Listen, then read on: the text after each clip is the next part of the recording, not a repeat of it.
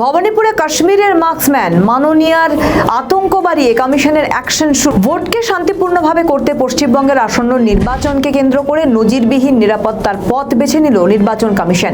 রাজ্যে অবাধ শান্তিপূর্ণ ভোট নিশ্চিত করতে জম্মু কাশ্মীর থেকে নিয়ে আসা হলো অত্যাধুনিক বুলেট প্রুফ গাড়ি।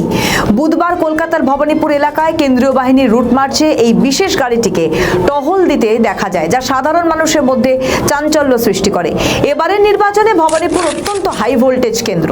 ভবানীপুরের এবারের বিজেপি প্রার্থী শুভেন্দু অধিকারী এবং তৃণমূলের প্রার্থী মমতা বন্দ্যোপাধ্যায়। ভোটের প্রার্থী ঘোষণা হওয়ার পর থেকেই ভোটের প্রস্তুতি একেবারেই তুঙ্গে। প্রচারে রীতিমতো ঝড় তুলেছে শাসক বিরোধী দুই দলই। আর প্রচারের মাঝেই কমিশনের একের পর এক সিদ্ধান্ত।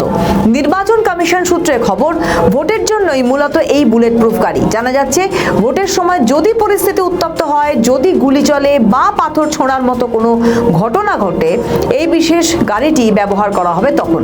পাশাপাশি অশান্তির মাঝে কোনো গুরুত্বপূর্ণ ব্যক্তি যদি আটকে পড়েন, তাকে দ্রুত উদ্ধার করতেও এই কমান্ডো বাহিনী গাড়িটি কাজে লাগানো হবে।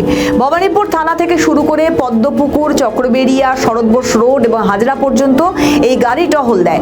বুলেট প্রুফ গাড়িটির ঠিক কি কি বিশেষত্ব রয়েছে দেখে নিন এক নজরে।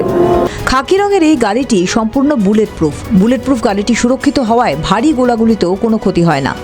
গাড়ির ভেতরে একসঙ্গে 8 জন কমান্ডো থাকতে পারেন। প্রত্যেকের কাছেই থাকে অত্যাধুনিক AK-47 রাইফেল। ভিড় ভাঙতে বা আত্মরক্ষার জন্য এই গাড়িতে ধোঁয়া ছাড়ার বিশেষ ব্যবস্থা রয়েছে। মূলত সীমান্ত এলাকায় CRPF এই ধরনের গাড়ি ব্যবহার করে। উল্লেখযোগ্যভাবে বুধবার কলকাতায় দেখা যাওয়া গাড়িটির নম্বর প্লেটও জম্মু কাশ্মীরের।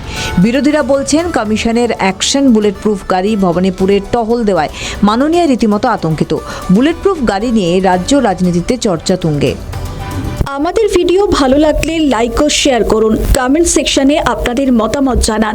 আরও ভিডিও পেতে আমাদের চ্যানেলটিকে সাবস্ক্রাইব করুন এবং প্রতি মুহূর্তে খবরের আপডেট পেতে প্রেস করুন বেল